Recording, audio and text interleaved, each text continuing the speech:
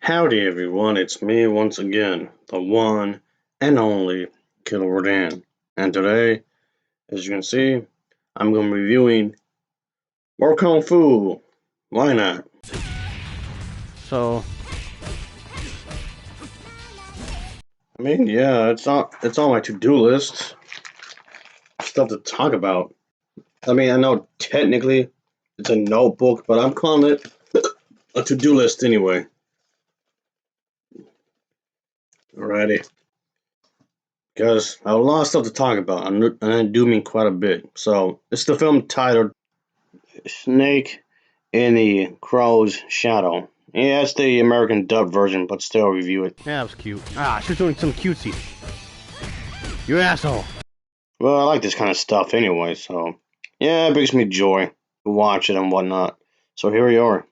Well, anyway, folks, as usual, I have to talk about the plot, so let's just get into it, shall we? So, what's going on here is that there is this blind kung fu mistress. Well, she claims to be blind anyway.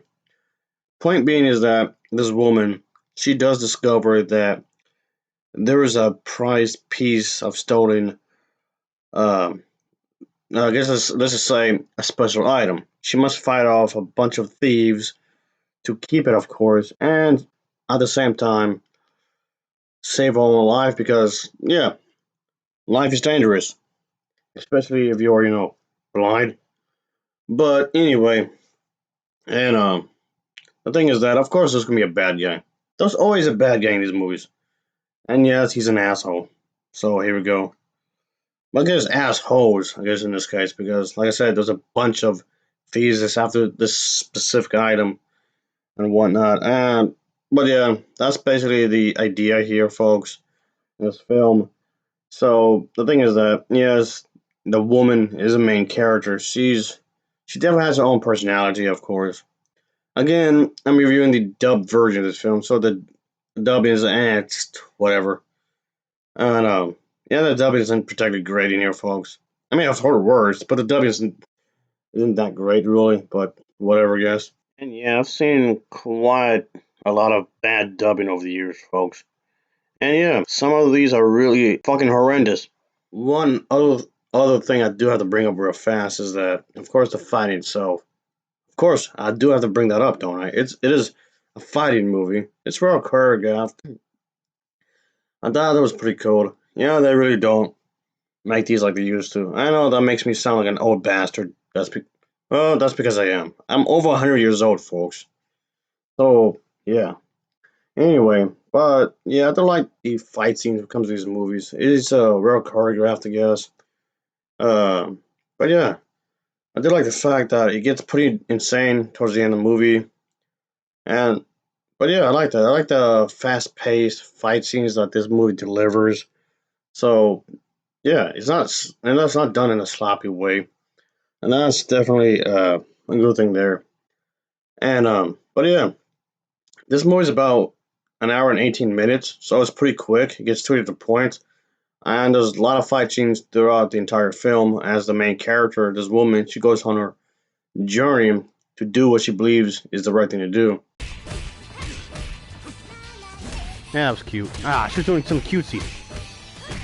You asshole.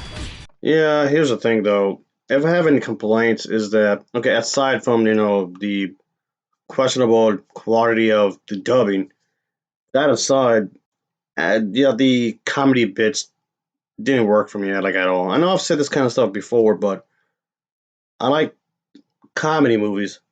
I like kung fu movies, obviously, since I keep bringing these up. But comedy and kung fu, no, they for me they don't mix. I don't mind comedy, I don't mind kung fu, but mix them together, nah.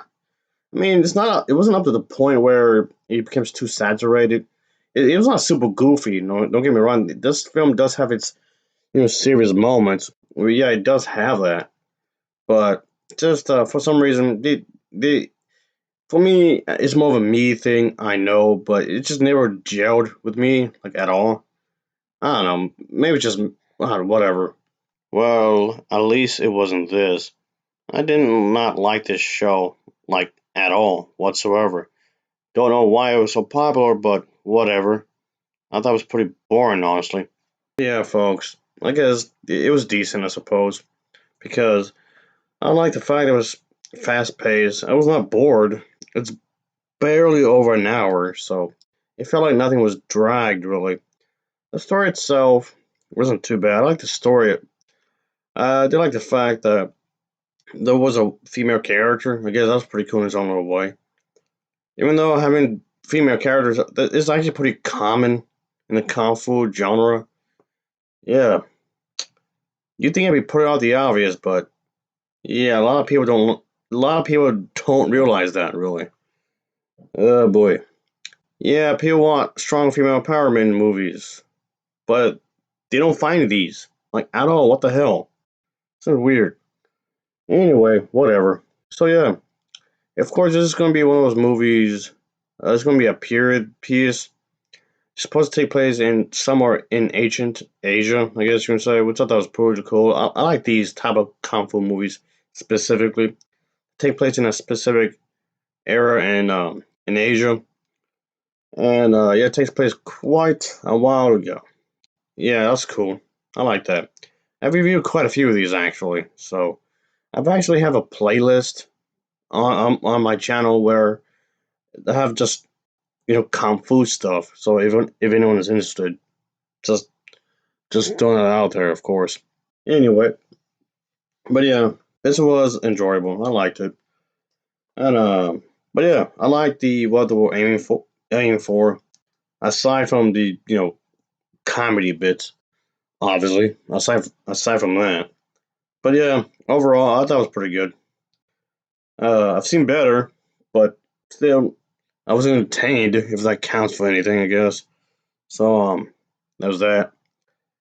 Anyway, I'll give this film, this version of it anyway, an overall rating of a 6.8 out of 10. It gets a 6.8 out of 10 from me. And as always, thanks for watching, and take care. Next time, see ya. Oh yeah, later.